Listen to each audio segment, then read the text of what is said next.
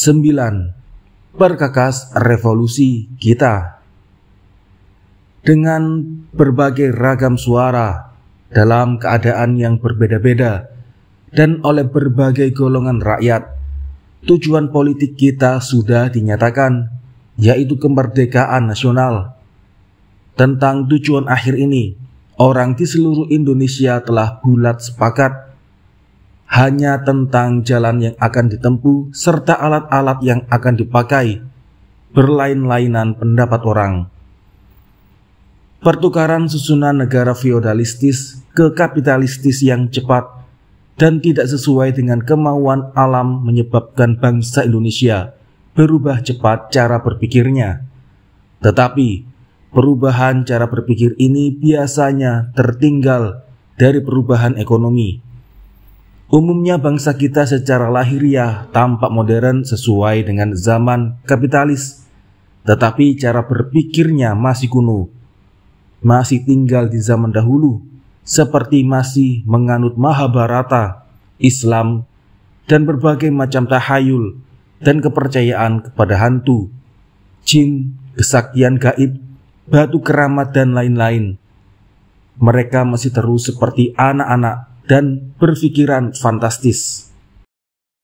Kekalahan dalam persaingan ekonomi dengan kapital barat yang lebih kuat itu menyebabkan terbitnya pikiran tidak betul dan anarkistis, melanggar peraturan, tidak melihat sesuatu dalam sifatnya yang sebenarnya. Ini terjadi terutama di kalangan penduduk dusun-dusun kecil yang baru dikalahkan dan digencet, dan sebagian dari kaum buruh industri dan pertanian yang masih muda, yakni mereka yang baru dirampas miliknya. Sebagaimana perbedaan tingkat dalam industrialisasi, demikian pula lah perbedaan pikiran penduduk di berbagai daerah di Indonesia. Kita tunjukkan saja perbedaan kemajuan pikiran antara penduduk Jawa dan saudara-saudara kita di Halmahera, atau antara saudara-saudara yang ada di Surabaya dan Semarang yang telah sadar itu dengan penduduk desa yang tidak berindustri, di mana kapitalisme tumbuh serta berurat berakar. Di sana mulai hiduplah nasionalisme dan pikiran yang sehat, serta lenyaplah dengan perlahan-lahan kepercayaan kepada segala tahayul. Jadi psikologi dan ideologi jiwa dan akal rakyat bangsa Indonesia sejalan dengan kecerdasan kapitalisme yang senantiasa berubah-ubah, yang lama lenyap dan yang baru menjadi cerdas. Sukar sekali membawa sekalian perbedaan pikiran yang sedang dalam transformasi itu kepada satu cita-cita yang sama, membangun dan tak berubah. Karena itu pekerjaan yang berat sekali bagi kaum revolusioner akan membawa seluruh rakyat Indonesia kepada garis-garis yang sesuai dan selaras dengan aksi-aksi marxistis. Ia mudah tergelincir menjadi tindakan cari untung, anarki, dan mempercayai jimat-jimat. Sampai waktu ini belum ada satu partai yang pandai menarik satu garis yang cocok dengan keadaan-keadaan yang ada di Indonesia dan memimpin rakyat kita sepanjang garis itu.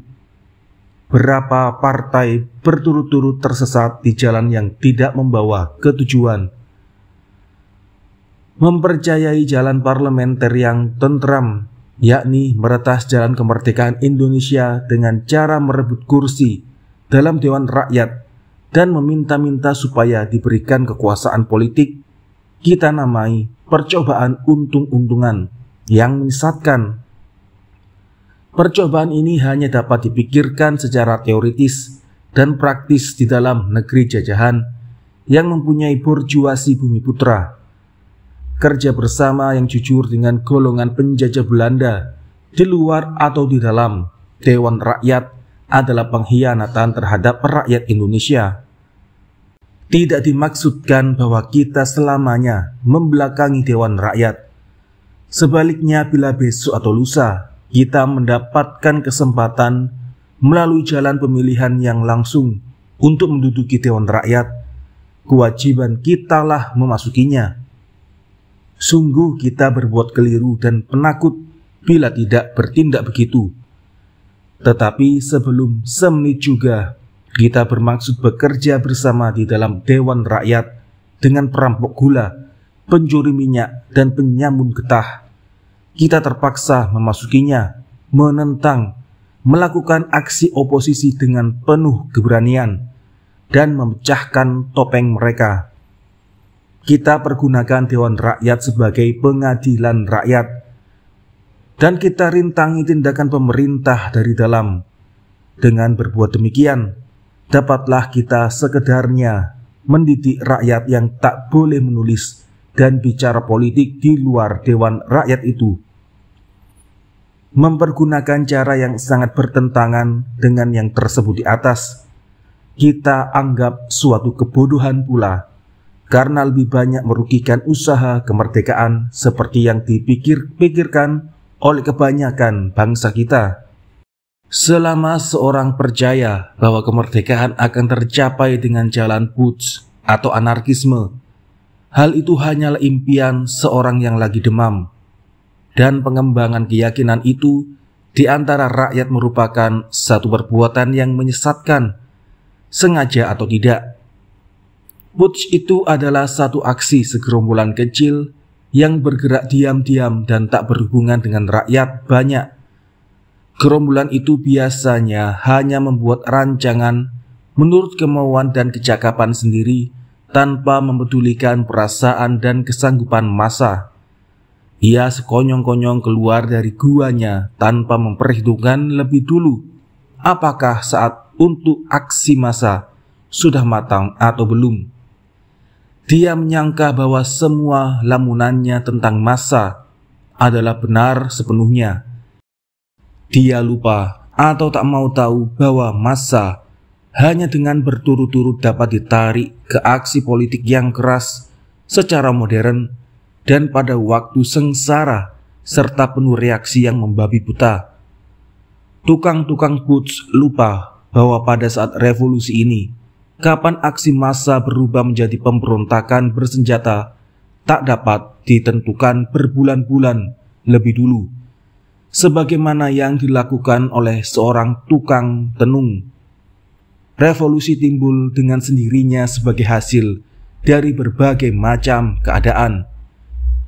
Bila tukang-tukang putsch pada waktu yang telah ditentukan oleh mereka sendiri keluar tiba-tiba, seperti Herkap, tukang putsch yang termasyhur itu, massa tidak akan memberikan pertolongan kepada mereka, bukan karena massa bodoh atau tidak memperhatikan, melainkan karena massa hanya berjuang untuk kebutuhan yang terdekat dan sesuai dengan kepentingan ekonomi. Tiada satu kemenangan politik pun hingga sekarang yang diperoleh massa, bukan oleh segerombolan militer. Jika tidak dengan aksi ekonomi atau politik, kerap kali pada awalnya orang melalui jalan yang sah. Akan tetapi, karena tukang-tukang putsch keluar dari jalan yang sah, yaitu tiba-tiba memakai kekerasan senjata penggempur pemerintah, maka 99 dari 100 kejadian mereka ditinggalkan oleh massa, sebab mereka dari mula sudah memencilkan diri dari massa. Demikian juga 99 dari 100 kejadian komplot putsch dapat diketahui musuh. Rancangan putsch selamanya bocor karena setengah anggotanya tidak sabar dan mereka ceramah, atau karena pengkhianatan anggota yang ketakutan, atau gerakan mereka dapat dicium mata-mata yang mondar-mandir di mana-mana. Membuat putsch di negeri seperti Indonesia, terutama di Jawa, di tempat kapital dipusatkan dan dilindungi oleh militer dan mata-mata ala barat yang modern. Sebaliknya, rakyat masih mempercayai yang gaib-gaib, tahayul, dan dongeng, semalah artinya dengan bermain api, tangan sendiri yang akan hangus. Kaum anarkis yang biasanya berkata bahwa kekuasaan barat yang kokoh ini dapat dirobohkan dengan beberapa butir telur, yang meletup tidak lebih cerdik daripada seorang yang menembak batu dengan kepalanya. Hanya satu aksi massa, yakni satu aksi massa yang terencana, yang akan memperoleh kemenangan di satu negeri yang berindustri seperti Indonesia. Aksi massa tidak mengenal fantasi kosong seorang tukang putsch atau seorang anarkis atau tindakan berani dari seorang pahlawan.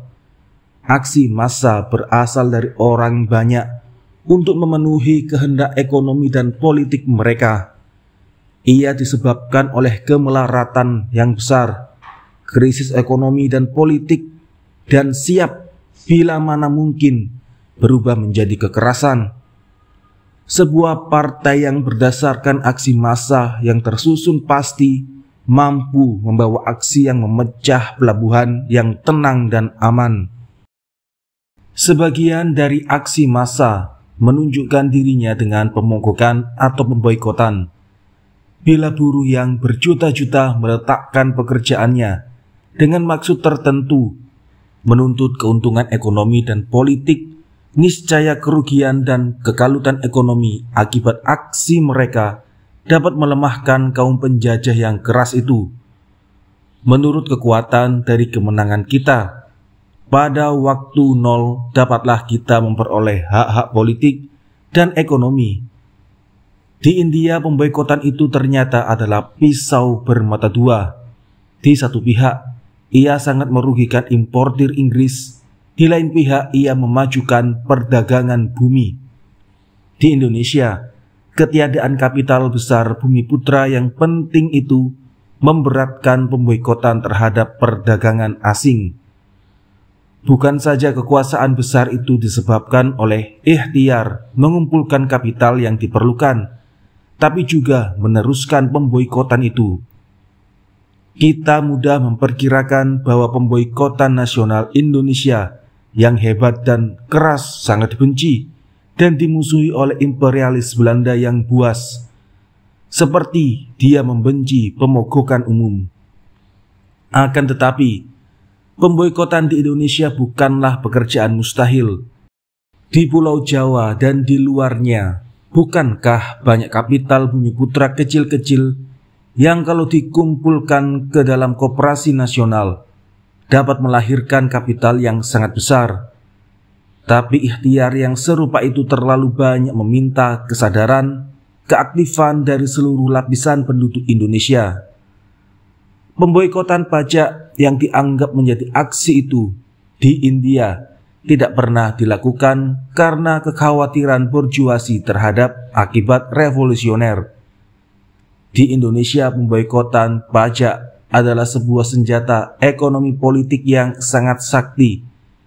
Tetapi perbuatan seperti itu berarti melanggar undang-undang dan hanya terjadi dalam keadaan-keadaan revolusioner di bawah pimpinan satu partai revolusioner yang kuat betul. Bagian politik dari aksi massa menunjukkan diri dengan demonstrasi dan di India dengan keengganan kerja bersama, mengandung maksud politik dan ekonomi, menagih pemerintahan sendiri, home rule, dari imperialisme Inggris. Bagian politiknya berupa tindakan meninggalkan hal-hal sebagai berikut. 1. Badan-badan pemerintahan. 2. Pengadilan pemerintahan. 3. Sekolah-sekolah pemerintahan. Dan 4. Polisi dan tentara. Tindakan yang keempat, karena takut kepada pemberontakan, tidak pernah dijalankan. Yang pertama sampai yang ketiga tidak cukup lama dilakukan dan tak cukup memberi hasil. Apakah di Indonesia dapat lebih lama dijalankan dan lebih berhasil daripada di India? Pertanyaan ini akan kita jawab kelak dalam satu pembicaraan yang khusus.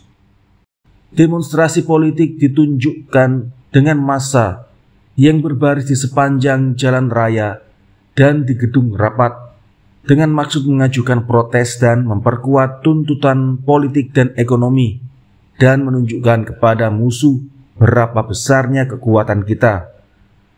Bila semboyan dan tuntutan sungguh diteriakkan oleh massa, demonstrasi politik dapat jadi gelombang hebat yang makin lama makin keras, kuat, sehingga meruntuhkan benteng-benteng ekonomi dan politik dari kelas yang berkuasa. Di negeri yang berindustri seperti Indonesia, aksi massa, yakni boikot, mogok, dan demonstrasi, boleh dipergunakan lebih sempurna sebagai senjata yang lebih tajam. Di India tidak terjadi sebab Bumiputra yang berkapital pada pemogokan umum dan kekuasaan politik dari kaum buruh. Ketakutan yang tak berbeda dengan borjuasi Inggris. Bila sebuah partai revolusioner berhasil mengerahkan kaum buruh yang berjuta-juta agar meninggalkan pekerjaannya dan yang bukan buruh agar tak mau bekerja sama, serta seluruh rakyat berdemonstrasi untuk menuntut hak ekonomi dan politik tanpa melempar sebutir kerikil pun kepada pegawai pemerintah, niscaya akibat politik moral dari aksi itu sangat besar artinya.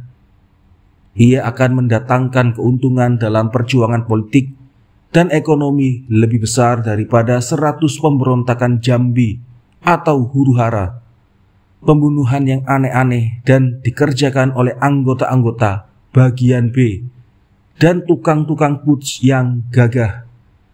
Kita tidak boleh melupakan bahwa aksi yang akan kita lakukan itu sekarang dilarang oleh undang-undang, tetapi tidak ada alasan bagi kita untuk meninggalkan jalan satu-satunya itu. Tambahan pula, menjadi pertanyaan besar, apakah pemerintah dapat mempertahankan larangan itu, sekurang-kurangnya jika tidak lekas patah arang oleh kekalahan kecil seperti yang sudah-sudah. Hak-hak manusia yang asli seperti mogok, menolak penjualan tenaga sendiri, boikot, menolak kerjasama, membeli atau menjual barang-barang, dan hak berdemonstrasi, mengumumkan cita-cita, akan lenyap selama-lamanya dari bangsa Indonesia kalau di belakang tiap-tiap orang Indonesia berdiri seorang serdadu imperialis yang bersenjata.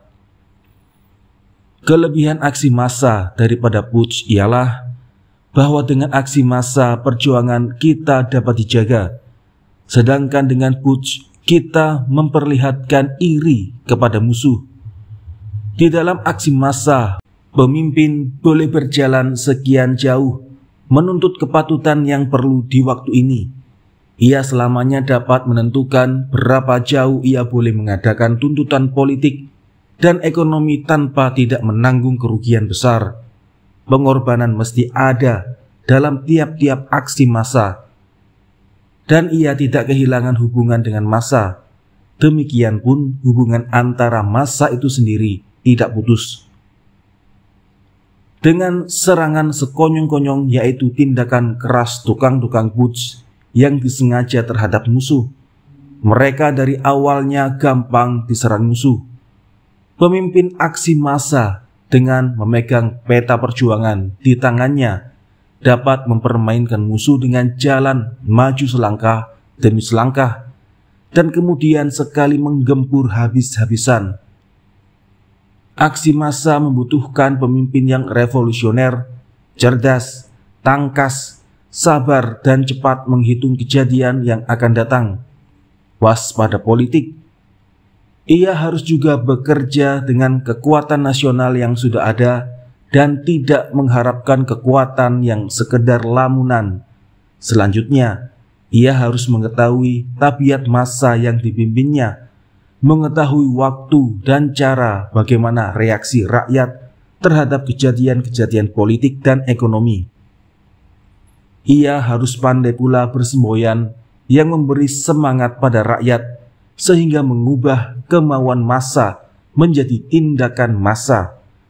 Selain itu, kedudukan politik dan ekonomi mesti diketahuinya betul-betul dan ia harus pula pandai mempergunakannya tanpa ragu-ragu. Disebabkan kelas yang berkuasa, pemerintah, mempunyai laskar yang lengkap dan senantiasa siap siaga. maka kecakapan dan ketangkasan pemimpin gerakan modern aksi massa mesti mempunyai pengetahuan yang praktis tentang politik dan ekonomi dari negeri serta psikologi rakyat, dan kemudian pandai memperhitungkan kejadian-kejadian politik yang akan terjadi. Terlebih lagi, pemimpin itu harus dapat mempergunakan waktu dengan cepat dan benar, juga mempergunakan sekalian pertentangan di dalam masyarakat kapitalistis, juga di dalam laskar, yang dapat mendatangkan keuntungan.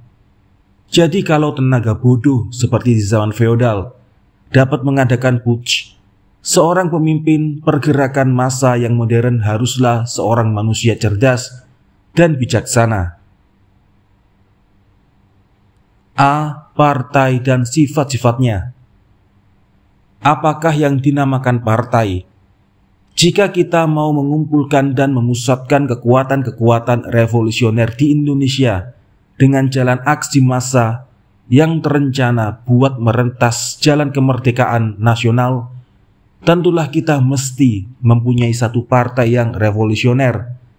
Adapun hingga kini Indonesia belum mempunyai partai revolusioner. Yang ada hanya perhimpunan-perhimpunan dari orang-orang yang berlain-lainan pandangan dan tindakan politiknya. Satu partai revolusioner ialah gabungan orang-orang yang sama pandangan dan tindakannya dalam revolusi. Dan sebaik-baiknya perbuatan revolusioner adalah tiap-tiap anggota bersama satu dengan lainnya dipusatkan untuk menghilangkan suatu perasaan yang kurang baik dari tiap-tiap anggota partai. Mestilah tiap-tiap orang diberi hak bersuara, mengemukakan dan mempertahankan keyakinannya dengan seluas-luasnya. Dan sesuatu keputusan partai mestilah dianggap sebagai hasil permusyawarahan dan pertimbangan bersama-sama yang matang dari seluruh anggota. Tiap-tiap permusyawarahan hendaknya dijalankan dengan cara demokratis yang sesungguhnya. Tiap-tiap tanda yang berbau birokrasi dan aristokrasi mesti dicabut hingga ke akar-akarnya. Tetapi birokrasi dan otokratisme dalam partai tak dapat dihapuskan dengan maki-makian atau dengan menggebrak meja, tetapi dengan membiasakan bertukar pikiran secara merdeka dan kerjasama dari semua anggota. Tiap-tiap keputusan partai mesti diambil menurut suara yang terbanyak. Jika satu keputusan sudah diterima oleh suara yang terbanyak, mestilah suara yang terkecil meskipun bertentangan dengan keyakinannya tunduk kepada putusan dan dengan jujur menjalankan keputusan itu. Jika tidak begitu, niscaya tak akan pernah sebuah partai mencapai tenaga yang revolusioner. Keputusan yang setengah betul tetapi dengan gembira dikerjakan oleh seluruh barisan lebih baik daripada keputusan yang bagus sekali tetapi dikhianati oleh setengah anggota. Partai mesti mempunyai peraturan besi. Selanjutnya barulah ia mampu memusatkan tindakan partai. Partai mesti mempunyai alat-alat revolusioner untuk memeriksa dan memperbaiki segenap perbuatan anggota. Belumlah mencukupi bila seorang mengakui setuju dengan satu keputusan atau peraturan partai. Ia membuktikan dengan perbuatan bahwa ia menjalankan keputusan itu dengan betul dan setia terhadap partai. Perbuatan itu biasanya adalah misalnya mencari kawan dalam surat-surat kabar partai, kursus, serikat sekerja, dan mengerjakan administrasi dan organisasi partai. Jika ia tak memenuhi hal-hal tersebut atau terbukti bahwa ia tidak setia kepada partai, mestilah dijalankan pendisiplinan.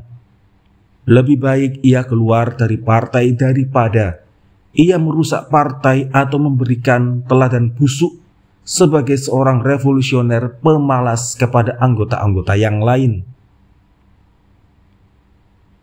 B. Program nasional kita. tujuan politik, ekonomi, dan sosial yang revolusioner dari satu partai untuk negeri tertentu, dan jalan yang akan dituntut bersama diterangkan dengan program nasional yang revolusioner. Program itu ialah penunjuk jalan bagi partai dan harus diakui, dipahamkan, dipertahankan, dan dikembangkan oleh tiap-tiap anggota.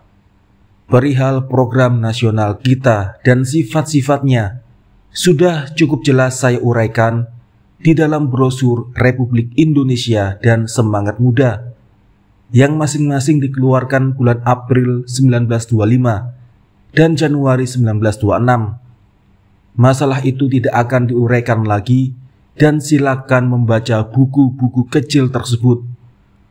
Tetapi untuk memudahkan pembaca, saya lampirkan juga program nasional, tidak dengan keterangan di belakang buku ini. C.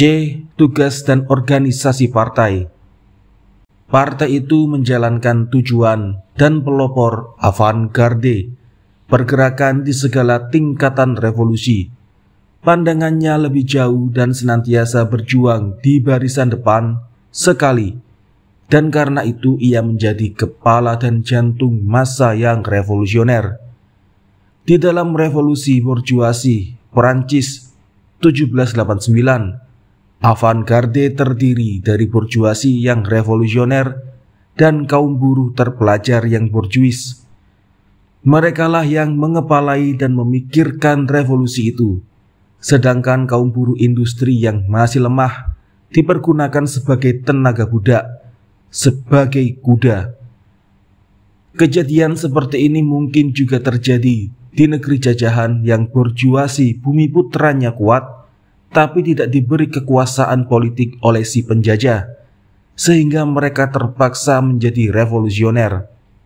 Di Mesir dan India, pengemudi gerakan kemerdekaan sampai sekarang boleh dikatakan berada di tangan kaum intelektual yang borjuis. Adapun yang berjuang di negeri-negeri kolonial itu, terutama sekali kaum buruh dan tani revolusioner. Di Indonesia, borjuasi bumi putra tak dapat memimpin, moral maupun material. Karena kondisi sosial dan ekonomi terlalu lemah, kaum buruh mesti mendirikan cita-cita dan menyusun laskarnya sendiri. Jika kaum borjuis, besar atau kecil, di Indonesia mau memasuki masa, mereka jangan berjuang dengan kapital nasional dan parlementarisme, tapi mereka mesti berdiri di atas asas-asas buruh, nasionalisasi dan pemerintahan buruh dan tani. Mereka mesti menjadi kaum buruh terpelajar dan berjuang dengan kaum buruh untuk cita-cita buruh dan dengan logika. Jika kaum terpelajar borjuis mau diakui oleh massa sebagai teman, mereka mestilah berbuat lebih dari kawan-kawannya segolongan yang ada di Mesir, India, dan Tiongkok. Sebagai kelas, tentulah mereka tak dapat berbuat begitu, sebab dirintangi oleh keturunan, pendidikan, dan lingkungan mereka sendiri. Kelas buruh di Indonesia tak bisa mengharapkan sekalian buruh terpelajar pada borjuasi kita, besok atau lusa, akan menerjunkan diri ke dalam massa yang sedang berjuang itu. Tetapi beberapa orang dari mereka tidak sebagai kelas, boleh jadi masuk ke dalam barisan baru sebagai laskar sukarela. Kaum terpelajar borjuis yang revolusioner, jika dengan mentah-mentah dimasukkan dalam partai buruh yang revolusioner, itu berarti memborjuiskan kaum buruh kita. Di Indonesia terutama, hal itu sama artinya dengan mengebiri, merampas perasaan revolusioner dan cita-cita yang lanjut dari kaum buruh. Takkan mungkin keluar tenaga dari kaum buruh yang seperti itu. Partai seperti itu bukan ikan dan bukan daging, bukan borjuis revolusioner proletar. Malahan jika borjuasi Indonesia lebih kuat dan lebih revolusioner dari sekarang ini, ia takkan mau dan sanggup berjalan lebih jauh dari kemerdekaan politik, yakni merampas kekuasaan politik dari imperialisme Belanda.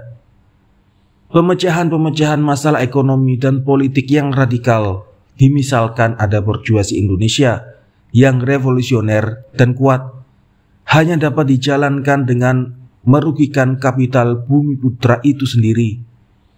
Terhadap pemecahan itu, borjuasi yang dimisalkan itu niscaya tidak menyetujuinya. Di tiap-tiap negeri yang terjajah, borjuasi Bumi Putra yang revolusioner terhadap imperialisme itu dengan segera berubah menjadi reaksioner buruh pada saat imperialisme dirobohkan. Tujuan akhir dari tiap-tiap borjuasi Bumi Putra yang revolusioner adalah politik semata-mata. Di India, Tiongkok, Mesir, dan Filipina, hal itu sudah terbukti. Begitu pula lah segerombolan kaum borjuis kecil di Indonesia di dalam perjuangan politik mereka terhadap imperialisme Belanda. Tersembunyi cita-cita kepada harta dan kekuasaan yang lebih besar. Mereka ingin menjadi tuan-tuan tanah, saudagar kaya raya, bankir, dan juga ingin menjadi gubernur, menteri, dan lain-lain. Pendeknya, mereka ingin menjadi borjuis besar, seperti di lain-lain negeri. Nisbah antara kapital dan tenaga, antara kapitalis dan buruh serta sistem politik, ketiga-tiganya mereka kehendaki supaya tetap kapitalistis. Dengan menggulingkan imperialisme Belanda, kaum borjuis kecil Indonesia ingin kelak dapat menjalankan sekalian kekuasaan politik dan ekonomi terhadap kaum buruh. Tujuan buruh melewati batas anti-imperialisme. Mereka berniat, terang atau kabur, merobohkan kaum kapitalis sama sekali. Kaum buruh Indonesia menghendaki pemecahan yang radikal di dalam perekonomian, sosial, politik, dan ideologi, sekarang atau nanti. Bila sekiranya kelak sesudah imperialis Belanda ditentang dan dimusnahkan hingga ke akar-akarnya, meskipun tak mungkin dalam arti kemenangan nasional semata-mata, niscaya kaum buruh akan dan mesti memperkuat barisannya melawan borjuasi. Jadi borjuasi Indonesia yang kecil, apalagi yang besar, hanya anti-imperialisme saja, sedangkan buruh anti kedua-duanya, imperialisme dan kapitalisme. Jadi buruh Indonesia jika dibandingkan dengan borjuasi revolusioner menghadapi perjalanan yang jauh lebih panjang sebelum sampai kemerdekaan sejati. Jadi semestinya lah mereka lebih giat dan radikal dalam perjuangan, dan sekarang pun sudah begitu seperti di negeri lain-lain. Sosial organisasi berhubungan rapat sekali dengan cita-cita sosial, ekonomi, dan politik, serta tingkatan revolusioner dari kelas-kelas yang revolusioner. Menurut cita-cita dan liatnya, sekalian kelas yang revolusioner, bolehlah kita bagi Laskar Nasional kita dalam 1. Barisan pelopor, yaitu terdiri dari kaum buruh industri yang seinsaf-insafnya dan kaum buruh terpelajar. 2. Cadangan, yaitu terdiri dari kaum buruh yang kurang insaf dan bukan kaum buruh yang revolusioner, yang di masa revolusi berjuang di bawah pimpinan dan berdiri di sisi barisan pelopor. Seringkali hubungan itu ditimbulkan oleh pemusatan kerja. Pekerjaan partai sehari-hari ialah merapatkan anggota dengan anggota, partai dengan organisasi sepupunya, mengurus pembacaan anggota partai, antara partai dan rakyat seluruhnya. Kadang-kadang hubungan itu didatangkan pula oleh agitasi yang cocok dan benar. Agitasi itu mesti didasarkan kepada kehidupan massa yang sebenarnya. Tak cukup dengan meneriakkan kemerdekaan saja. Kita harus menunjukkan kemerdekaan dengan alasan yang sebenarnya. Kita harus menerangkan semua penderitaan rakyat sehari-hari seperti gaji, pajak, kerja berat, kediaman bobrok, perlakuan orang atas yang menghina dan kejam. Seorang agitator yang cakap setiap waktu harus siap sedia memecahkan sekalian soal yang bersangkutan dengan kehidupan material Pak Kromo dengan benar dan revolusioner. Ia juga harus senantiasa bersedia menarik dan memimpin Pak Kromo itu kepada aksi politik dan ekonomi yang memperbaiki kebutuhan material mereka. Tak boleh kita harapkan bahwa massa akan masuk ke dalam perjuangan karena didorong cita-cita saja. Massa di timur atau di barat hanya berjuang karena kebutuhan material yang terpenting. Dengan perjuangan ekonomi seperti pemogokan atau pemboikotan, serta ditunjang oleh demonstrasi politik, kita akan dibawa kepada tujuan yang penghabisan.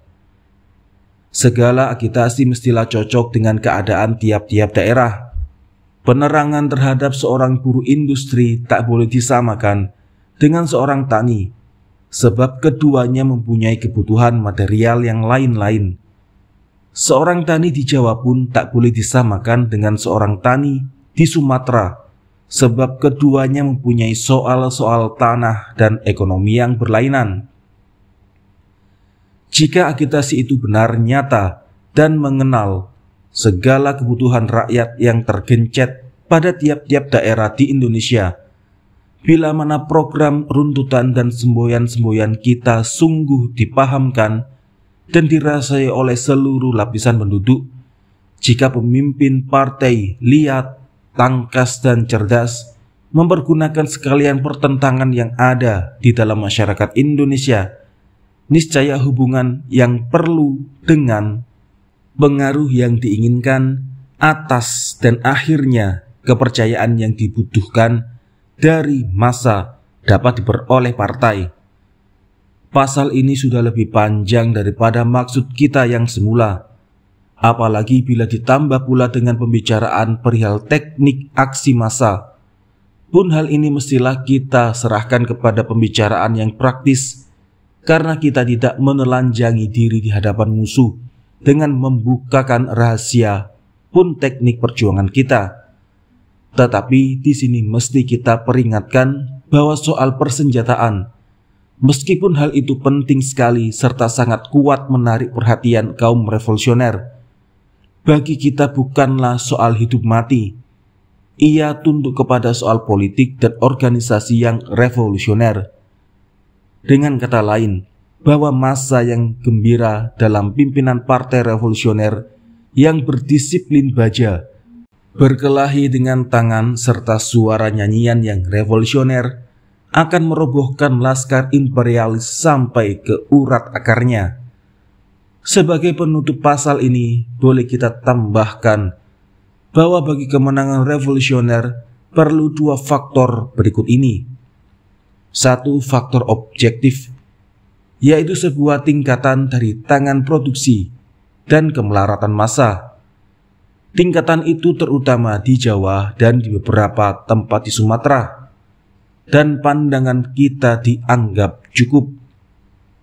Dua, faktor subjektif, yaitu kesediaan bangsa Indonesia yang mesti diwujudkan dalam suatu partai revolusioner yang sempurna, teratur, dan matang betul, dan keadaan-keadaan revolusioner yang baik. Untuk mencapainya, partai mesti mempunyai disiplin. Massa yang tidak senang itu harus di bawah pemimpinnya, kemudian dipecah belah musuh-musuh dalam dan luar negeri. Lihat seterusnya menuju Republik Indonesia, pasal pukulan strategis. Andaipun partai yang revolusioner tidak dapat diperoleh dengan pembicaraan-pembicaraan akademis di dalam partai, ataupun tak ada kesempatan bagi bangsa kita yang sengsara dan dihina-hinakan, senantiasa kita dapat mendorong partai itu ke dalam perjuangan politik dan ekonomi yang besar, ataupun yang menciptakan disiplin yang diinginkan dalam memberi pengaruh yang tak dapat ditinggalkan atas massa, dan kepercayaan yang dibutuhkan dari massa, serta selain itu, kelihatan, kecerdasan dalam perjuangan. Itulah syarat-syarat yang akan membawa kita pada kemenangan. Barisan penduduk yang terdiri dari kelas menengah dan borjuasi yang lemah hanya akan turut berjuang bila terpaksa. Akan terlampau panjang bila diperbincangkan di sini dengan lebih panjang lebar perihal 1-2 partai. Maksud kita dengan itu ialah, apakah kaum buruh dan kaum borjuis yang kecil-kecil mesti dihimpunkan dalam satu organisasi nasional dengan satu pusat pemimpin, atau dipecah dalam 2 organisasi dengan 2 pemimpin bekerja bersama-sama. Pada waktu ini, kaum buruh, sebab sistem yang pasti belum dipakai, boleh dikatakan belum tersusun dalam Partai Komunis Indonesia, PKI, dan bukan buruh dalam Serikat Rakyat. Keduanya mempunyai satu pengurus besar. Bagaimanapun wujud organisasi itu di dalam satu koloni seperti Indonesia, kaum buruhlah yang paling aktif dan radikal. Organisasi tidak boleh menghalang-halangi keaktifan itu. Sebaliknya, ia mesti tahu mempergunakannya dan dapat menghidup-hidupkannya. Organisasi itu semestinya menjadi gabungan dan pemusatan segala keaktifan kaum buruh. Semestinya diikhtiarkan supaya kaum buruh sebanyak-banyaknya duduk di dalam partai dan memegang pimpinan. Partai revolusioner kita akan berkembang hidup sebesar-besarnya dan sesehat-sehatnya bila mana benih-benih partai ditanam pada tiap-tiap pusat industri. Demikianlah jadinya kedudukan PKI terbatas di dalam kota-kota, pusat-pusat ekonomi, pengangkutan, dan senka rakyat (SR) harus menjadi partai yang bukan buruh. Selain di kota-kota, di desa-desa pun semestinya didirikan. Dengan jalan seperti itu, dimasukkanlah api revolusioner ke dalam PKI dan SR. Kaum buruh yang setengah insaf dan belum insaf sama sekali tak boleh tinggal di luar organisasi mereka. Mesti diajak masuk ke dalam perjuangan ekonomi yang setiap waktu berubah menjadi perjuangan. Mereka dihimpun dalam serikat-serikat kerja sebagai barisan cadangan yang berdiri langsung di bawah pimpinan PKI. Kaum bukan buruh yang setengah insaf dan yang belum insaf sama sekali dalam politik dan ekonomi juga tergencet keharusan dihimpun ke dalam koperasi rakyat yang juga merupakan barisan pembantu yang berdiri langsung di bawah pimpinan PKI dan SR. Demikianlah PKI mesti mempunyai organisasi serikat kerja, koperasi dan serikat tiap-tiap beraksi massa, langsung berada di bawah pimpinan PKI. Organisasi itu yang semangatnya dipengaruhi surat-surat kabar partai dan serikat kerja merupakan laskar revolusi nasional dalam perjuangan menentang imperialisme dan kapitalisme barat. Jika satu partai revolusioner benar-benar ingin jadi pemimpin massa di Indonesia, terlebih dulu partai itu sendiri harus dipimpin sebaik-baiknya. Organisasi partai ialah kesimpulan dari beberapa susunan partai.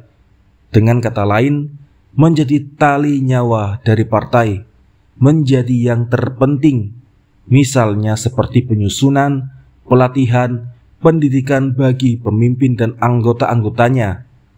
Tambahan pula, partai mesti berhubungan rapat dengan massa, terutama pada saat yang penting, dengan segala golongan rakyat dari seluruh kepulauan Indonesia.